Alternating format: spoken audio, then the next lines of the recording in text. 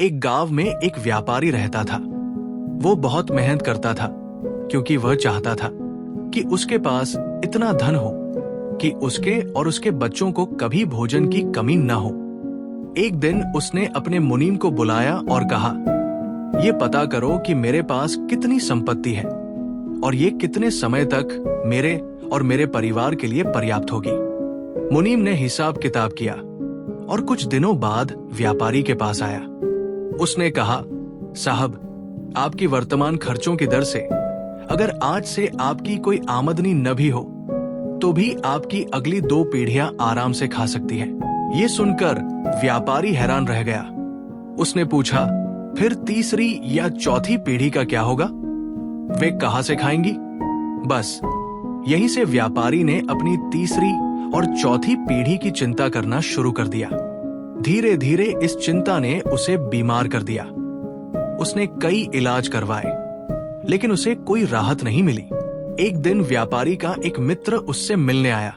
उसने देखा कि व्यापारी बहुत परेशान है। उसने कारण पूछा। व्यापारी ने कहा, मैंने इतनी संपत्ति कमाई है फिर भी मेरी तीसरी और चौथी पीढ़ी के लिए कुछ भी सुरक्षित नहीं है। यही चिंता मुझे खाए जा रही है।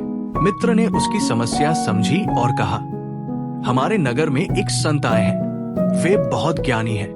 अगर तुम सुबह उनके लिए भोजन लेकर जाओ तो तुम्हारी समस्या का समाधान हो जाएगा।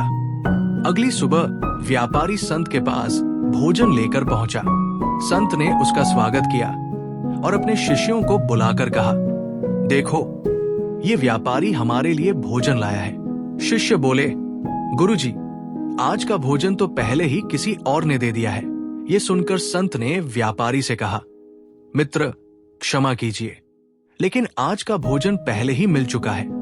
हम दिन में केवल एक बार भोजन करते हैं और दूसरा भोजन स्वीकार नहीं करते। व्यापारी ने कहा, तो आप इसे कल के लिए रख लीजिए।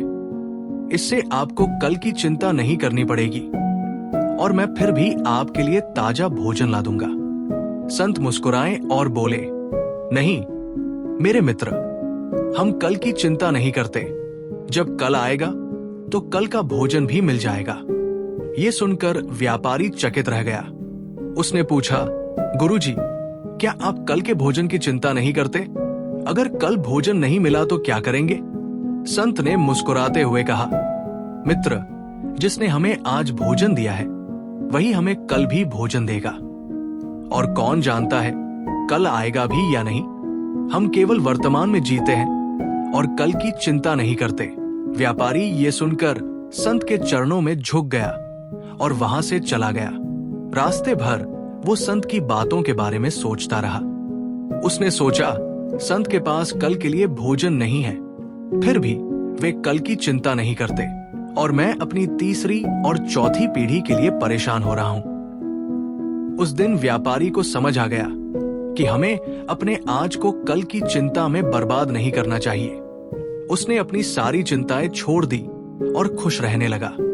अगर हम अपने जीवन पर नजर डालें तो पाएंगे कि अक्सर हम अपने भविष्य को लेकर इतना चिंतित रहते हैं कि अपना आज खराब कर लेते हैं। हमें हमेशा ये याद रखना चाहिए कि कल की चिंता आज की शांति को छीन लेती है। इसलिए जीवन को हर पल जीना चाहिए। भविष्य को लेकर विश्वास रखें कि वो उज्जवल और सुखद होगा। कल की चिंता छोड़ो और आज को खुलकर जियो।